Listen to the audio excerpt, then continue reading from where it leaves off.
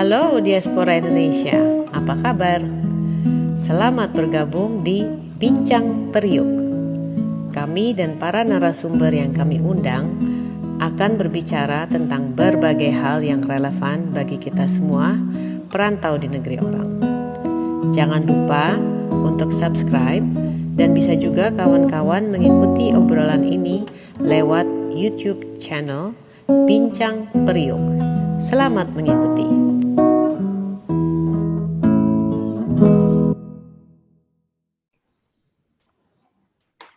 Oke, selamat datang di Bincang Priuk di episode 1 sesi Grassroots Talks. Saya Enggi Holt bersama hari ini anak-anak ex Dwi Kewarganegaraan Indonesia yang saat ini telah beranjak dewasa.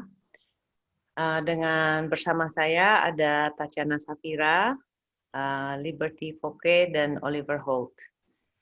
Perbincangan ini dapat juga diikuti di YouTube channel Bincang Priuk. Selamat mengikuti. Hello guys, how are you? Apa kabar? Yeah. Halo. Hi, I'm doing good. How are you, Tante?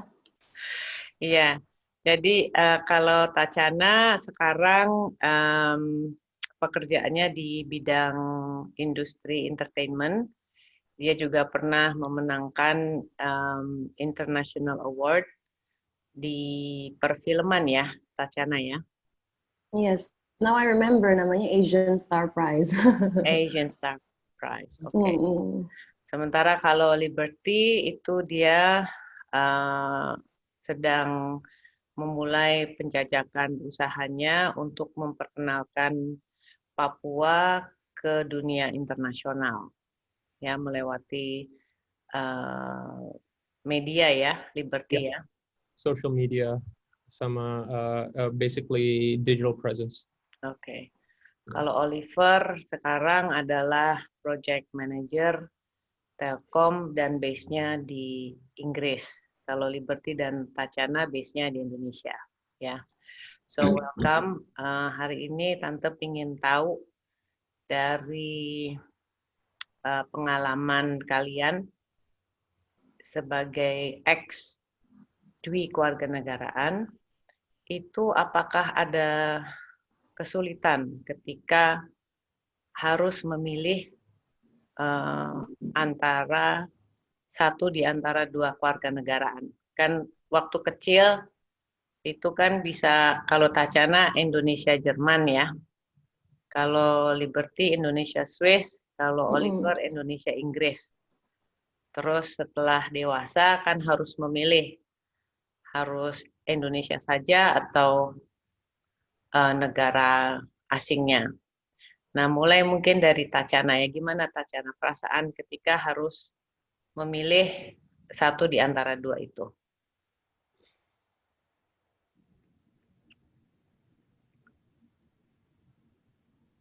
Oke, lagi frozen. Mungkin Liberty.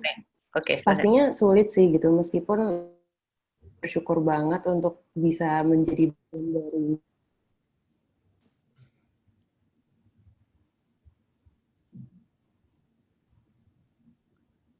Oke, mungkin Tachana internetnya agak sedikit tersendat ya. Kita pindah ke Liberty, gimana Liberty perasaannya ketika harus memilih? Sebetulnya karena ketika aku harus milih itu kan aku kalau nggak salah itu baru mau masuk college atau kalau nggak salah itu udah beberapa bulan masuk kuliah. Jadi sebetulnya at that time nggak terlalu kepikiran juga ya, kayak I didn't really think about it. Tapi juga seiring berjalannya waktu, aku juga semakin kepikiran karena kalau sebagai orang yang tinggal di Indonesia, karena kan aku selalu berpikir akan kembali ke Indonesia setelah dari Singapura kan. Jadi setelah aku balik ke Jakarta itu baru sih lumayan kepikiran karena aku kan milihnya negara asingku, which is Switzerland. Jadi itu sebetulnya dampaknya itu lebih ke nyari kerjanya sih, karena waktu itu kan aku belum ada kepikiran mau mau starting something by myself. So jadi waktu itu masih kepikirannya kayak oh yaudah I'll find a product designing firm or a design firm that I'm gonna work for. Jadi di situ challenge-nya di situ sih karena kan sebagai orang asing berarti kita harus nggak segampang orang lokal untuk mencari kerja kan. Harus Jadi ada perizinan ya. harus ada perizinan, harus ada work permit dan juga harus disponsor oleh company yang meng-hire kan. Jadi sebetulnya kalau ditanya perasaannya gimana awalnya I didn't really think about it, nggak terlalu kupikirin. Tapi lama kelamaan sih it pushed me. So the good thing is itu nge-push aku untuk start something on my own. Karena kalau kayak gitu kan the jurisdiction wouldn't be nggak terlalu lebar kan. Iya. Jadi untukku dan aku juga beberapa kali kerja di beberapa company dan untung aja waktu itu ada work permit and all that. Tapi untuk sekarang I just thought kayak oh yaudah I'll do something of my own. That's why aku ngasih proposal to this company that I'm gonna be starting kayak my own production house. Aku ada production house yang aku mulai dengan dua teman. Dan dari situ kita ngegarap klien. Nah dari situ kita mulai kenal sama Unitrade. Karena Unitrade kan juga juga ada Mami kan yang nolongin kan masuk ke situ. Jadi ya sebetulnya sih awalnya susahnya tuh cuma untuk nyari kerja aja, but pas mikir awal-awalnya ya nggak terlalu kupikirin sih. Aku mikirnya kayak oh ya I can go wherever I want in the world and I wouldn't have to worry about the visa. Jadi kayak awal-awalnya mikirnya tuh cuman sebatas itu doang kayak oh ya udah pergi ke luar negeri nggak perlu pakai visa. But ya memang kalau untuk orang-orang berkeluarga negaraan ganda sebaiknya dari awal tuh udah dipikir dulu sih kayak mau kerjanya di mana, mau kerjanya di bidang apa. Itu harus dipikirin sih. Soalnya ya begitu udah saatnya kita harus nentuin dan kita harus nyari kerja, itu lumayan stressful sih. Oke. Awalnya itu lumayan stressful. Kalau Oliver gimana? Can you ask me the question in English, please? Oh, okay. What you were a dual nationality passport holder when you're underage. And then when it's time for you to choose between whether you want to be an Indonesian or a British, do you find it hard to choose or is it easy for you? And how do you feel about that? I guess similar to what Liberty said, I think for the most part, I didn't really think about it. But in terms of ease of travel and job opportunities, I think I made the right choice. Because you're based in UK at the moment? Yeah, because of where I'm based. Okay, so it's more to practical reasons, yeah. Okay, kalau Tachana, sorry tadi agak mati ya.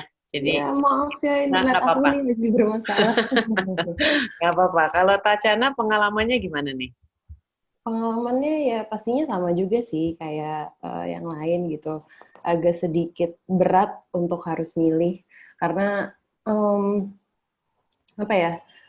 di usia yang dibilang sebenarnya mungkin udah legal age, aku tetap ngerasa I'm still a kid gitu yang aku nggak tahu gitu seberapa besar implikasi dari pilihan yang aku akan buat ini gitu. I feel like there's still so many things that I don't have a clue about. I don't know where I see myself in the near or far future. Dan itu semua kan berdampak pada itu gitu kan nantinya. Dan ketika udah mendekati batas waktu untuk memilih ya udah akhirnya aku banyak diskusi sama orang tua aku. Aku juga sempat banyak konsultasi sama anggota dari Perca Indonesia dan mempertimbangkan juga pekerjaan aku sebagai model dan juga aktris di Indonesia, akhirnya baru disitulah aku kayak mantep untuk milih jadi warga negara Indonesia. Oke. Dan mungkin dalam pekerjaan kamu cukup mobile ya. Maksudnya pekerjaannya kan jobnya nggak hanya di Indonesia ya, tapi di mana-mana gitu. Dan tentunya untuk mempersiapkan dokumen perjalanan butuh waktu juga ya. Iya sih, sebenarnya butuh waktu banyak, tapi ya mau gimana gitu. Iya, iya, memang. Karena ada banyak pertimbangan lainnya juga sih selain mobilitas dan selain traveling juga gitu kan. Iya. Dan I mean kalau buat aku sih gini sih, aku akhirnya menyadari bahwa I think I identify more as an Indonesian pada akhirnya karena aku lahir di Indonesia, aku tumbuh dan besar di Indonesia. Indonesia is my home, and at least for the near future, yeah, I know that Indonesia is where I'm going to be gitu. Okay, well that's an interesting statement. Nah sekarang Tante mau tanya nih kepada dua perjaka ini, Liberty, apa namanya kan kalau Tachana lebih mengidentifikasikan dirinya sebagai orang Indonesia ya. Kalau Liberty seperti condongnya kemana nih? Ke Swiss atau ke Indonesia atau global citizen? I like the sound of that. But tapi untuk aku sendiri sih pribadi, I don't really lean towards one of the other.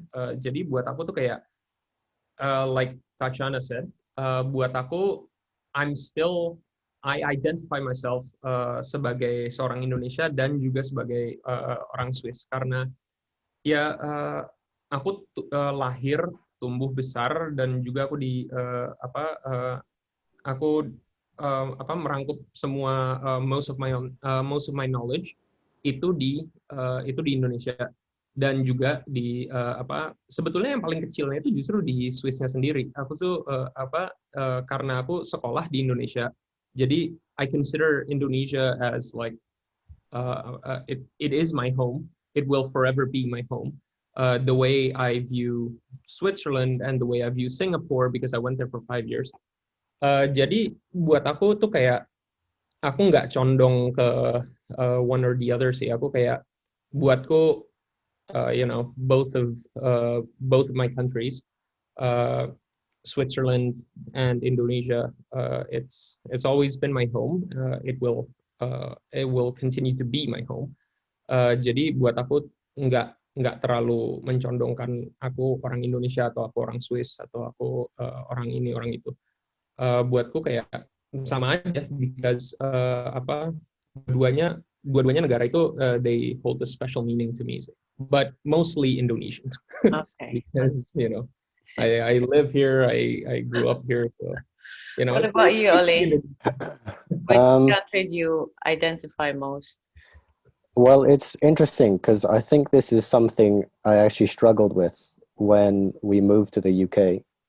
So we moved to the UK when I was 14, and the rest of my life we had spent not just in Indonesia but in Asia, in Southeast Asia. So when we came to UK, I suddenly realized that although I'm half British and ethnically and in terms of my nationality, I looked so different to everyone else, and culturally, the culture I was used to was so different to everyone else. So I suddenly realized, oh, I'm actually quite Indonesian when we came to the UK. But now when we go back to Indonesia, I feel very British. It's almost like I'm a tourist. So I don't really fit in either way. And I think as a teenager, you try and find your place in the world and you try and define who you are. And I think as a teenager, I couldn't really find a place where I fit in. But I think now as an adult, my sense of identity is kind of independent of a geographic location or of an ethnicity. Yeah. So I wouldn't really say I identify with either. Yeah. You're just a citizen of the world. Yeah, global citizen. I wonder if this situation is also faced by children like you from mixed marriage or children of Indonesian parents who live abroad. Karena tante suka ketemu anak-anak Indonesia yang orang tuanya di luar negeri, itu juga agak bingung karena mereka WNI, orang tuanya WNI, tapi kulturnya berbeda gitu, because of the environment, the situation, and everything. So yeah, it will be interesting to see how this unfold in the future for the Indonesian and people like you guys. Terus tante mau tanya nih, sekarang kan ada pergerakan usulan Dwi Kewarganegaraan ya, for Indonesian diaspora. Menurut pandangan Tachana, Liberty, Oliver sebagai generasi muda, ini bagaimana menurut pandangan kalian tentang Dwi Kewarganegaraan? Silahkan Tachana. I mean, I think here, apalagi di Indonesia, konsep dui kewarganegaraan itu kan masih menjadi suatu hal yang sangat controversial gitu ya. Banyak yang bertentangan gitu. Dan I can sort of understand why. Karena menurut aku untuk Indonesia bisa menganut dui kewarganegaraan itu pasti banyak sekali hal yang harus dipertimbangkan juga gitu. Dan kayak yang harus dikaji tuh banyak banget, nggak cuma dari misalkan aspek ekonomi semata, tapi juga dari segi sosial, dari apa ya, segi politik, dari budaya, dari apa ya, ini yang mungkin juga sering banget diangkat sama media kan, soal keamanan negara. Tapi yang paling penting juga menurut aku adalah kesiapan dari Indonesia sendiri sih untuk bisa nantinya kayak menjalankan semua kebijakannya dengan benar gitu. Yeah. Kalau aku pribadi, coming from a kid from a multicultural family gitu ya, sebenarnya kalau boleh milih sih aku berharap banget bisa untuk tetap keep both of my nationality sih gitu. Aku berharap Indonesia bakal ada di masa dimana itu bisa terjadi gitu, supaya ya kita sebagai negara progresif bisa keep up sama apa ya, perubahan global. Dan apa ya, apalagi coming from a mixed marriage family, again aku udah menyaksikan sendiri sulitnya banyak sekali keluarga, including my own gitu, untuk menghadapi birokrasi di Indonesia, dengan apa namanya, segala macam urusan administratif yang kayaknya tuh sangat sulit gitu. I hope that kedepannya bisa lebih permudah lagi, karena I mean ada banyak manfaatnya sih sebenarnya dengan nanti kalau adanya dui kewarganegaraan itu. Aku ngelihatnya kayak pertama bisa membawa banyak manfaat buat pelaku perkawinan campuran, anak-anaknya, dan juga eventually buat diaspora Indonesia juga yang ada di seluruh dunia ini gitu. Okay, that's a good point. What about you, Liberty?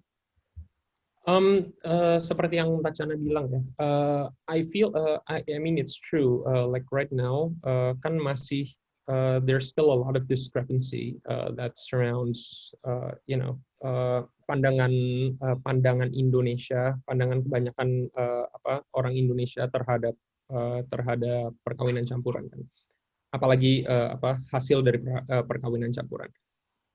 Jadi sebetulnya menurutku, aku sih jujur aja, seperti kata Tachana, kalau aku bisa memilih antara having one nationality and both of them, aku tetap pasti kepingin dua-duanya kan, karena itu untuk aku yang merasa aku kepingin tinggal di Indonesia dan berkontribusi di Indonesia. Dan aku merasa kalau suatu saat nanti kita diberi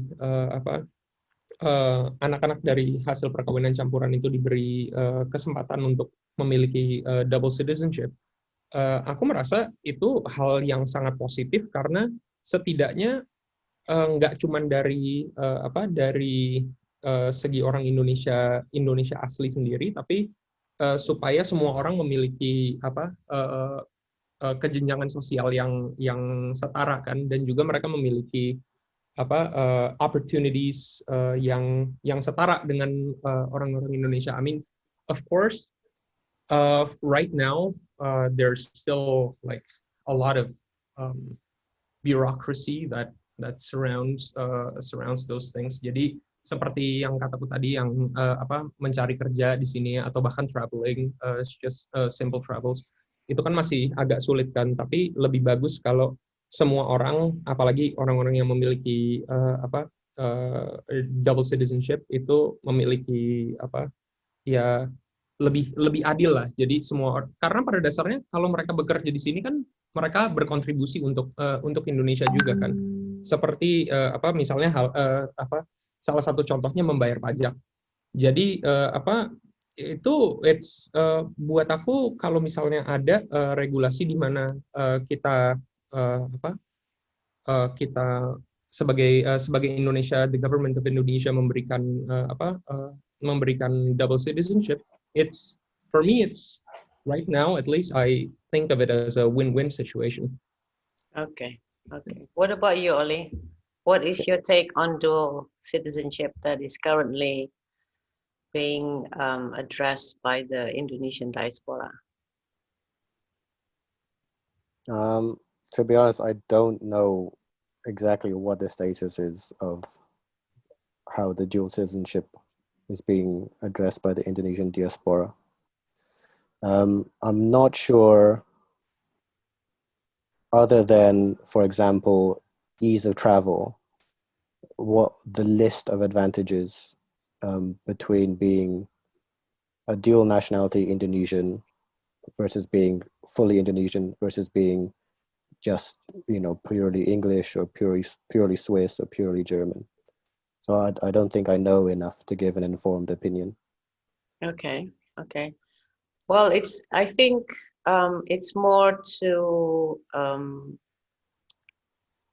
self-identity, being dual nationality, and also having more options to live wherever you want and to be able to express in a way that you couldn't if you only have single citizen. And I think that is the underlying objective of the movement. So memang ini sangat pelik ya. Cuman kalian sebagai generasi muda kan pasti tantangannya akan berbeda dengan generasi tante. Jadi dengan era globalisasi, dengan era kemudahan media, dengan adanya internet, dan who knows what else in the future gitu kan. Jadi intinya setuju aja ya kalau ada duit kewarganegaraan ya. Of course, yeah. Iya sih, setuju banget sih. Okay. Karena sebenarnya dengan adanya duit kewarganegaraan itu kan kita juga bisa kayak further bridge the gap between so many different countries untuk kemajuan bangsa Indonesia juga gitu kan. Oke. Iya. Jadi pesennya nih sekarang sebelum nutup interview, pesennya untuk generasi seperti kalian apa nih yang mungkin nanti akan mendengar podcast ini, what would you like to tell them, Tatiana, please? Apa ya? Well, pertama-tama sih I would like to tell them ya, mudah-mudahan Indonesia terus maju dengan segala kebijakannya mengarah ke suatu hal yang lebih baik, di mana nantinya ya mungkin seperti apa yang kita harapkan gitu, bisa pelan-pelan mulai menganut konsep duit kewarganegaraan untuk mempermudah kehidupan kita semua lah gitu. Tapi in the meanwhile, I guess you gotta just hang in there and dari usia yang muda, meskipun it's very difficult gitu ya, karena aku pun juga melalui ini dan coming out from this experience, kayak aku banyak belajar ya sebisa mungkin dalam keadaan ini mau nggak mau kita dari kita muda udah harus bisa paling enggak punya visi lah gitu terhadap masa depan kita, apa yang kita mau lakuin gitu, karena that's the only way you'll be able to be sure of the choice that you make sih. Okay. What about you, Liv? I just want to say, take it from somebody who's actually familiar with the hardship of finding a job when you're holding a passport that is not Indonesian. You like make sure that at least when you're in college, at least it's the time when you should be really thinking about what you really want to do. Apakah kalian mau bekerja di Indonesia atau kalian mau kembali lagi ke negara kalian masing-masing untuk bekerja di sana? Sebaiknya dari awal sih sudah dipikirin secara matang, karena if you choose to be like, let's say if you choose to be in my shoes, to be in Indonesia,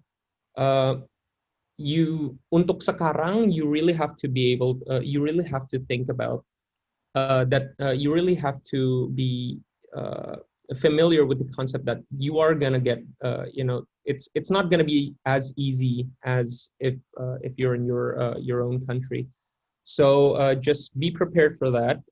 It's not gonna be easy, but if that's what you really want to do, I encourage you to go for it.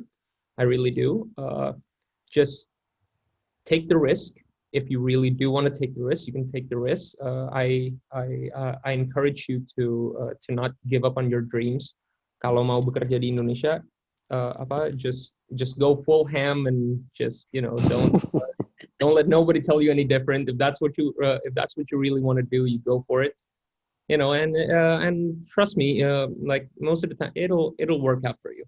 Okay. If you work hard, it'll work out. I actually agree with what Liberty just said gitu, kayak aku sempat mikir waktu itu gila ini bakal nyesel nggak ya gitu untuk milih jadi warga negara Indonesia, kayak aduh, with all the benefits, with all the privileges that I could get keeping my German citizenship gitu. Tapi ya udah, I think when you make this decision ya emang you have to commit gitu. Like for me, it's like I've decided to commit to this path, and whatever consequences that there are to this choice that I'm making, yeah, I'll just take them as they come.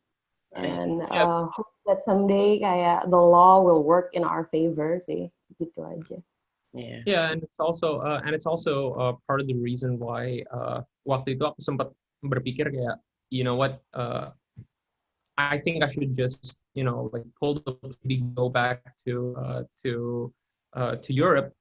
And so I did. I went to Holland. I searched for opportunities there, but at the end of the day, home is home.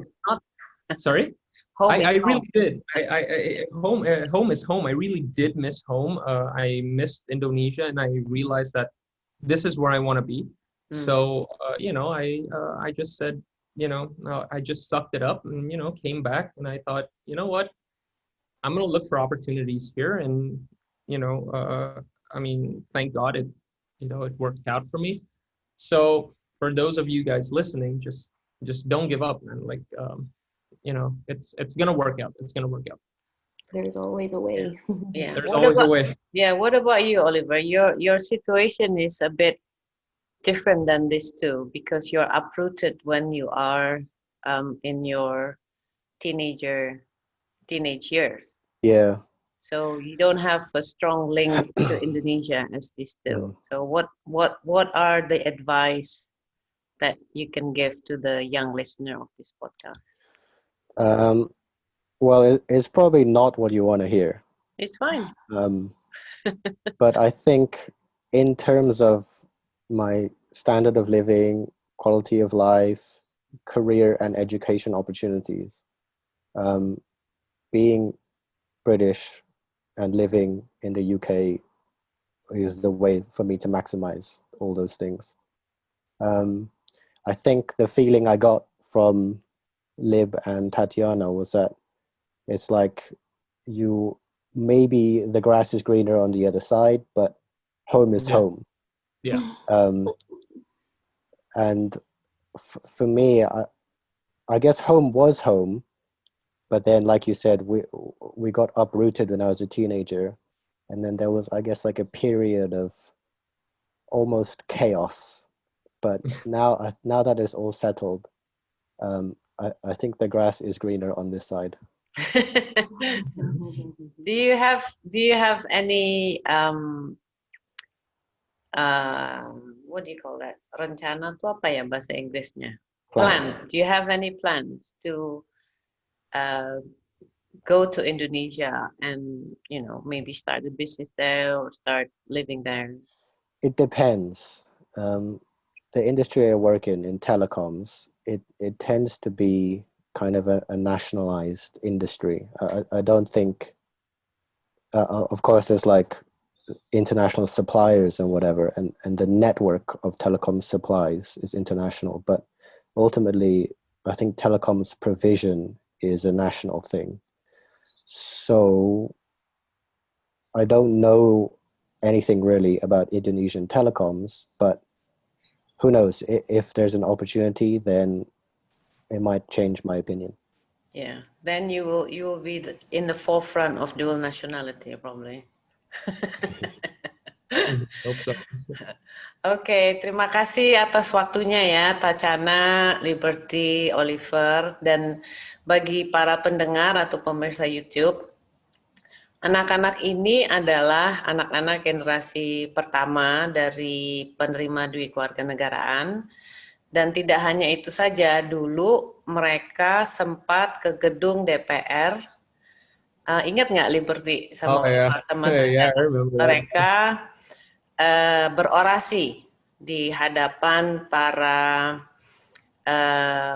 wakil rakyat waktu itu dan membaca sajak Rumi, anakmu adalah bukan anakmu. Dan kemudian dari situ mereka membagikan setangkai bunga mawar kepada para wakil rakyat tersebut. Dan dari situ mulai